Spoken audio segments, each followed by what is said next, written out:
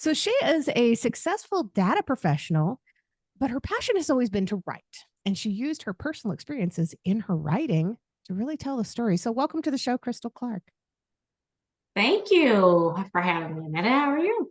I am so excited to meet you. I'm doing fantastic now that we've gotten a chance to connect. So, tell me a little bit about who you are to start with, your background. Where did you grow up? Where are you originally from? Okay. Oh, wow. That's a loaded question. Uh, so I was born in Baton Rouge, Louisiana, and Ooh. then um, through, I think there was a particular tough time. So my parents had kind of experienced a layoff. And so my father was able to find some work, and we landed in Omaha, Nebraska, which is where I was raised for 10 years.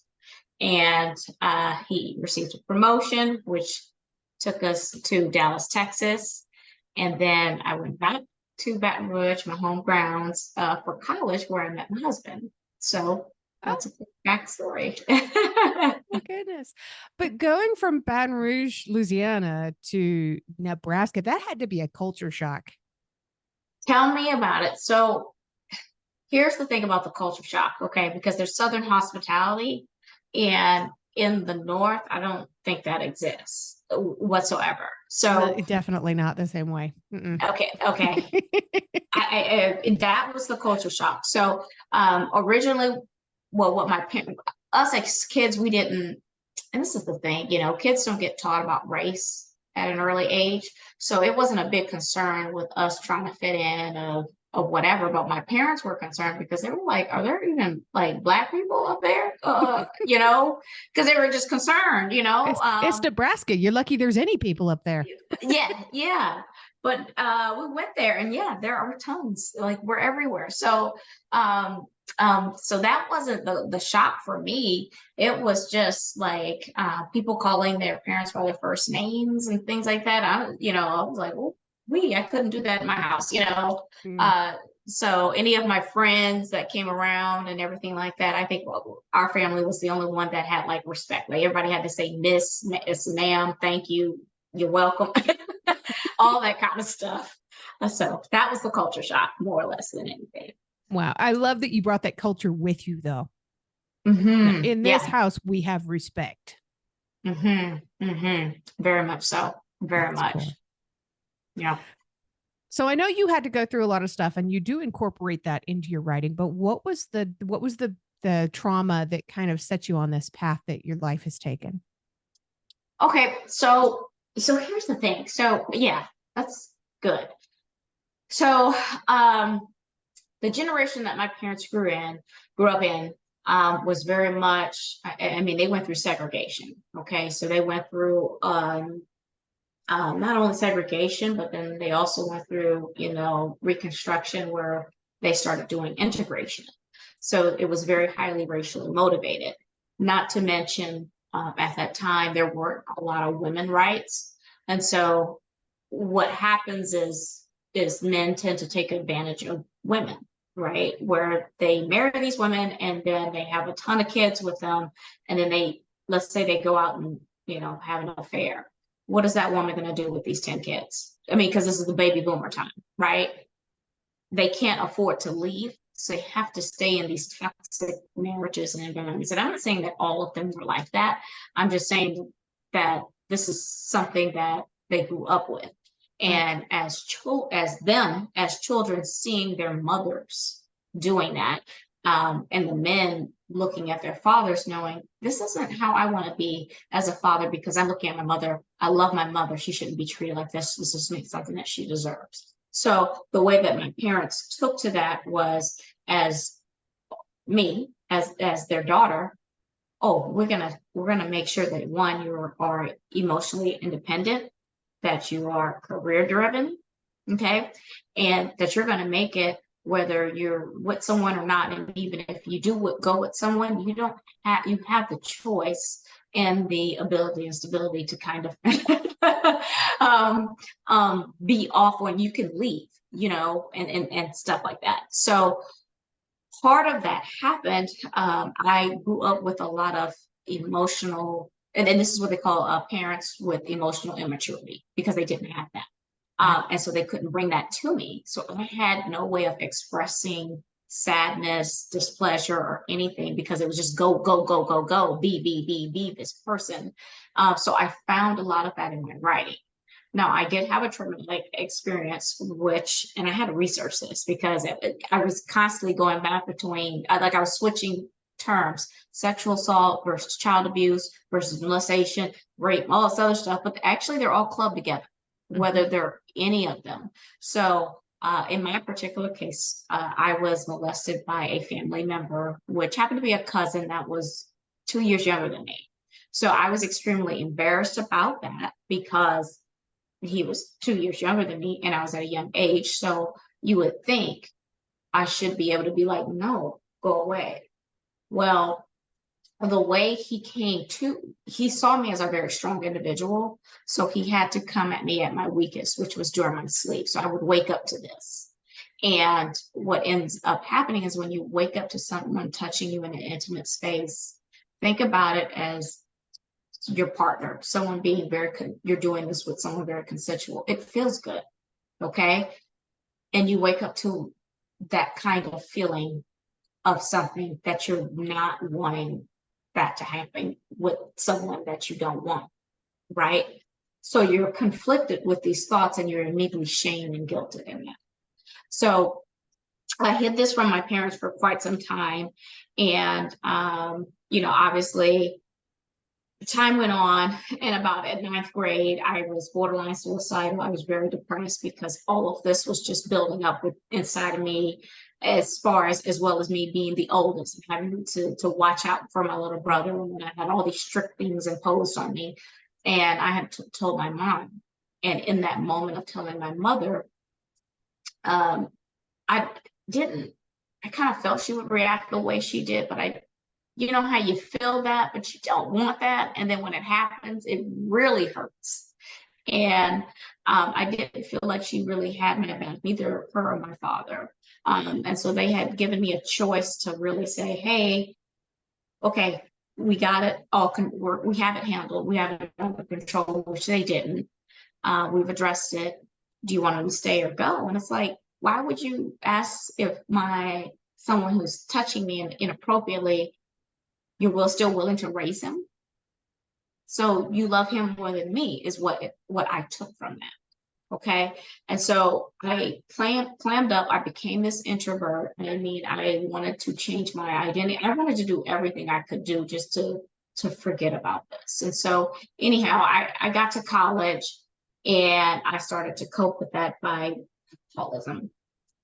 Then my body started to reject alcohol, which thankfully, I mean, that is a blessing. But at that time, I struggled with my faith because the way I looked at it was like, God, you put me through some shit.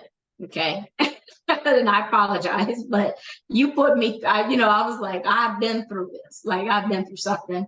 And this alcohol was the one thing that I could count on that I knew could take away all that pain. I knew it.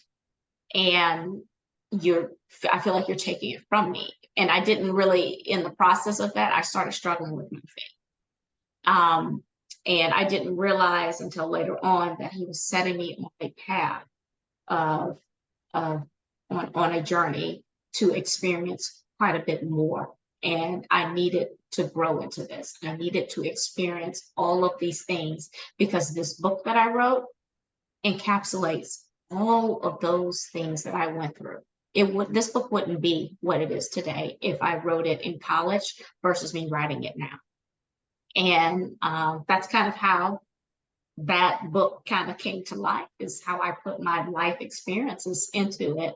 And what you wouldn't imagine what a plot it creates. I mean, through editing processes and writing books, you reread your book like 50 times. You know what I mean? And every time I read it, I got excited every time. I was like, that's me. That's me. I can't believe I wrote that. I can't believe that I was driven to write that into this character to see this. Yeah. So that's kind of how that manifested. That is amazing. Did you find that writing it was really helpful and kind of therapeutic? Yes. because I couldn't express my emotions with my parents growing up. I basically started writing at a young age because that's how I exposed. So I would write a diary, or I write short stories, or I would write poetry. And then I was asked to read at school poems, and then I would draw and sketch. So I got really artistic. And so I knew that I had this talent. I knew I had a talent for speaking. I knew I had a talent for expression. And I knew I had a way. Someone told me, you have a gift for gab, and I think you are, I don't think you realize this gift, at all, like whatsoever. You could communicate to someone, how people that were make sense. You do that very well, incredibly well. So I think just it just kind of just grew and blossomed, and it just took me time to actually take that leap and say, I'm going to do this. I'm going to write this book. I had no intention of writing this book and having it be about my at all. I was just writing a fantasy book um, of a story that I wanted to tell that I don't think I read in other books. So I was writing in a way that I was missing the feeling that I was when I was reading other books. I got all the adventure, but I got no emotional connection to the characters. Yeah. So I wanted to write this book this way. And then as I was writing it, I was like, let me put me in these characters, in each one of these characters. And let me show that. And so that's what I did. And that book is book 1 in the Chosen Path series. It's called Balance of Power. How did you come up with this title? So it went through a couple iterations, but it's about the balance of societal, um, how society imposes certain influences on us, where it ends up basically changing who we are. And so it's basically assume a scale, right? And you have a scale of gifted individuals and a scale of greed. And so it's one is the power. There's power in both, and so it's tipping the scales of basically those who are gifted and those who are greed, and which one is going to win over. And you have to read the story because you never know. And since this is book 1, how many books do you have planned out for the series?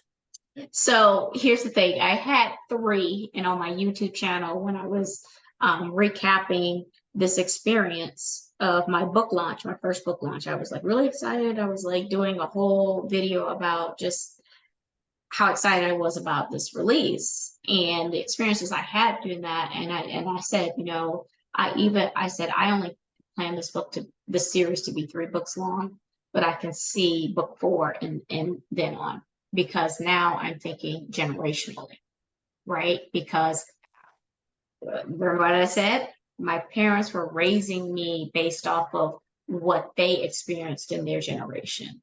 Yeah. They weren't raising me for the generation I was going into. And so I parent my kids in the generation that they're in by taking some of the lessons that I've learned, but morphing them so that they're more applicable to the life that they're in and it's beneficial to them, right? And that's what I kind of started thinking about. I was like, okay, I can add a generational aspect to this. So maybe 4, 5, 6, I don't know.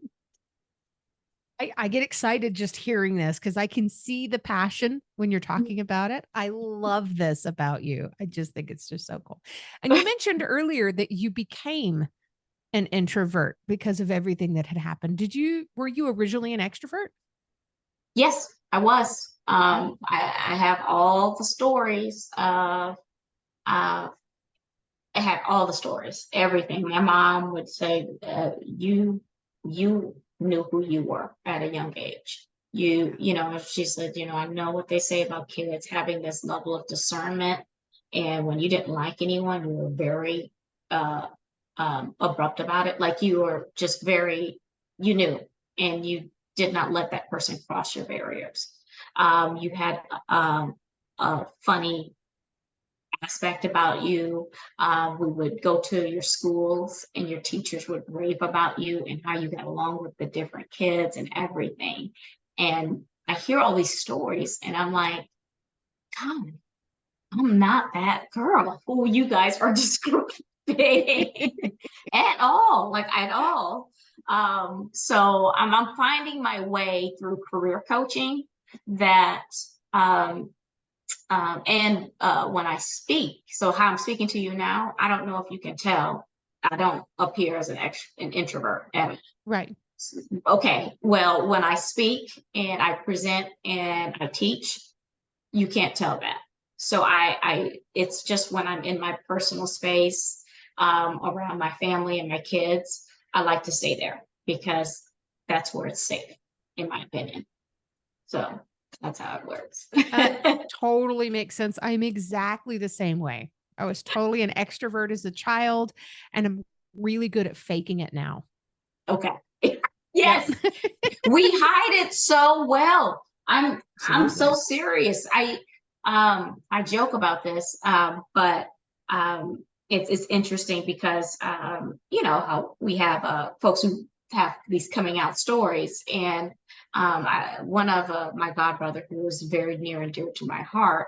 Um, he had ended up recently coming out and how difficult it was, and I was like, you know, I knew like a long time ago that was your story, but that's what's interesting is that we're better at hiding that than, you know, maybe those who are struggling with their sexuality. I mean, there's a lot of people that I've talked to with my podcast. They're like, I had no idea. And I'm like, good, good. Like, I don't want to wear this billboard saying that I went through all this. I have panic disorder. I have all of this other stuff, you know? So, Right. yeah, we do a good job. Yeah. Absolutely. And It you was never can awesome. tell what somebody's story is just by looking at them. Never. Mm-mm. No. Yeah. And we have all these preconceived ideas of what these things should look like. And we don't Yes. look like those things. We don't look like the people that they have in their mind as what that person is supposed to be. Yeah. Exactly. Exactly. I'm like, should I look like some kind of crackhead or something? I mean, you know, like, I don't, you know. Girl. I go through the same thing as a survivor of trafficking. People say, who rescued you? How old were you? Where's your tattoos? Nope. Nope. Let me just start at the Yeah. beginning and say, nope. Yeah. And I like to say, thank God we don't look like what we've been through. That's Yeah. that's a Yeah. great blessing. Great blessing. Absolutely. He took care of us. Yes. Yes. So, and speaking of taking care, other than writing the book, what helped you to heal from the past? So okay. So I'll tell you this. So, and I need to do a podcast episode on this, but I remember when I told you I was struggling with my faith because of the because my body started rejecting alcohol. I could no longer cope with that. And, you know, obviously there's so many other ways you can go and find ways to cope with that with drugs. I didn't do that. But I wavered with my faith. And so when that happened, I didn't really realize that I was doing this, but I had planned my suicide. Okay.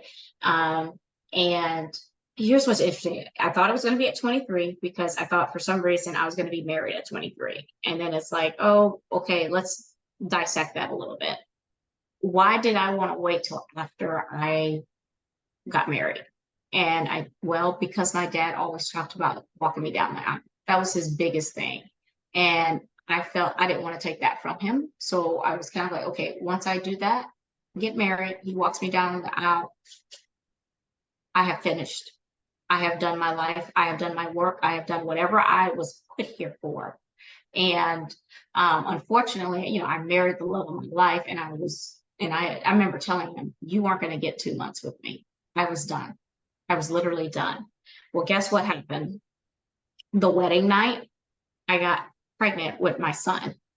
And so after that, I was like, well, I can't do it. And then I had my son, and when you, I don't know how people can treat their kids a certain way, because when I held my son in my hands, this was a love that I had never felt in my life. Okay. I will die for this child. It was like this child will get everything from me. And then I had two more after that. And I just live for them. I live for them. Like I can't go because they need me. And now I found a new purpose in not only being a mother, but raising like educated people who are going to do great things in this world. I cannot tell you how much they're going to give. I can't wait to see what they're going to do. And that is what saved me. That is what brought me out of that depressive state. I have these bouts here and there, but my son, my youngest, he's 8. And I remember laying in the bed one night and I was just really depressed for whatever reason. It could be anything. I don't know. The groceries didn't get delivered on time. I don't know. It was something like that. And he came into my room and he said, "Hey, Mom." And I said, "Hey, how you doing?" And my husband was traveling at the time, so he wasn't there. He said, "I'm going to sleep with you tonight," my 8-year-old. And I go, "Oh, okay." And he said, "Okay, come on." He knew I needed him. And every one of my kids, when they see me in certain moods, they come to me and they fulfill me in the gap that I'm feeling, that void that I feel. So they literally saved my life. And that's what's brought me out of that state. And you weren't It's a even great planning on question. being a mother. No, no. I As a child, I did. I wanted 6 kids. I had this whole thing, but then as stuff started happening to me, I was like, I don't even think I could, I don't think I can handle this. So yeah, Yeah. Wow. I love your kids for what they've done for you. thank you so much. I love them How old are too. they now? My youngest is 8. My daughter, he's a boy. My daughter is 14, and my oldest son, he's 16. He's getting ready to be 17. I'm like, bruh, driver's license. You gotta go do some grocery runs and stuff. Gotta help mom out. Oh my gosh. They're getting big. Oh my Yes, gosh. And you're yes, still married to the same man after all these years, even though when you got married, you were completely heartbroken about life in general. yes, Has it yeah. been hard for you guys to be able to hold your relationship together through the hard stuff of the healing, or was it easy? No, it was very difficult because he had his own trauma that he has to deal with. He hasn't yet, and it's taking him a moment. And what ends up happening is that clashes with communication. And so, like I said, I was plagued with, I've been diagnosed with PTSD and panic disorder. So when I go into panic attacks, he's not doing anything because he's also emotionally withdrawn. He's a very stoic man. And I know he loves me. And I'll tell you how I know this, but he just, didn't do anything. And so I was literally on my own. And that was a big struggle because I'm like, you're doing the same thing that my parents did to me. You're supposed to be my life partner. You're supposed to be there for me through thick and thin and all this other stuff. And he's like, I don't know what to do. I don't know what to do. And I was like, well, you could start with a hug. Can we do that? Because you're good at initiating other things intimately. You know what I mean? So I don't know. This is nothing different. Um, but one thing when we were like engaged, I said, "Do you love me?" And he said, "Yeah." I said, "Well, how much?" He's like a lot. And I was like, "No, like tell me exactly." And he goes, um, "If it was a choice between you or me going to heaven, you would go." Oh, So I know he loves me. I know he loves me. It's just we have to figure out communication and we have to heal from our own past traumas before we can really get there, you know. right. Yeah.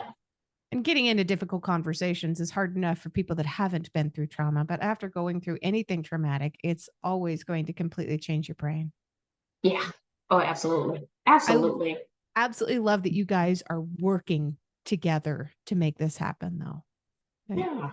We Yeah. have grown up in a society where everything is disposable, from the cups and plates to the relationships in our lives. And you haven't Mm. treated it that way. And that deserves so much respect and admiration. It's amazing. Thank you. I appreciate that. So kind of you. Well, it has come to that point where I have to ask my final question. Well, final two questions, but they are my favorite questions ever. And the first one is, how do you celebrate your wins in life? Shoot, that's a good question. Where did you hear the I, last one?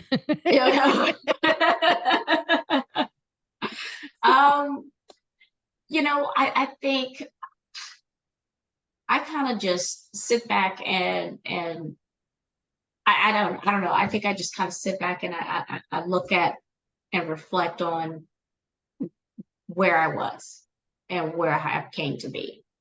And um, this isn't something where you go and like go to dinner or something like that, or go and treat yourself for a massage, because I just do that on a regular.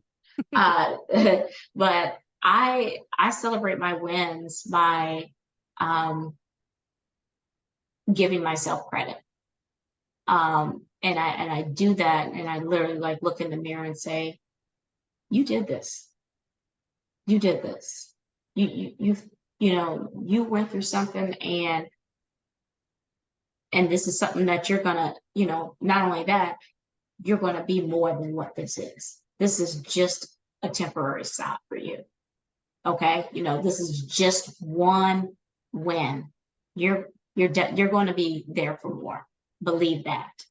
And I look at myself in my mirror and say that over and over again, because it has to be constant. You know what I mean? Like, you have to Yeah. constantly say that, because it's just once, it's just not enough. I think that's the way. I mean, that's the best way I could think of how I celebrate them. I know I got to get better at that, because I'm working with my therapy on it. She's always telling me do some self-care and stuff like that. So, but that's my biggest thing.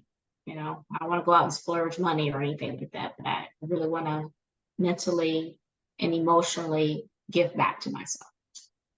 And it's so much healthier than my way of just downing a pint of ice cream. That's a good one. I do love my chunky monkey though. It's the best. Banana ice cream. All right. And now it is time for my final question. And I love this one because the answer is always going to be different depending on what you feel each and every day. So, what is one thing that you love about yourself that's not related to your physical appearance? Oh, that was a good one, because I was going to say that. Okay. Um, what I love about myself is I love people, uh, generally. I can see a lot of good in a lot of people. And I try to make sure that they look, when I interact with them, that they don't see judgment. They see genuine sincerity. And that is within my own family, because as you can see, I'm fair skinned. Okay. And in my family, there are some that are really dark skinned, and they can have a certain level of concern, if you will, that I might be looking down on them or anything like that. And I make sure that I always look at them and tell them, I love you. I love you. I spend time with them, talking with them, and um, celebrating their achievements, and telling them that I look up to you. Like, you are my big cousin, right? Despite what I do, or whatever else, I look up to you guys. And that's something that I give back to people that I work with, because I think positive feedback to anyone, they don't know that unless you tell them. And that's one thing that I got from like an ex-business partner of mine, she used to say, I appreciate you. And I was like, one, I don't hear that enough. And I know if I don't hear it, a lot more people don't. So I am every time I talk to anybody, the last thing that I say before I get off that phone is I appreciate you. That's what I get back.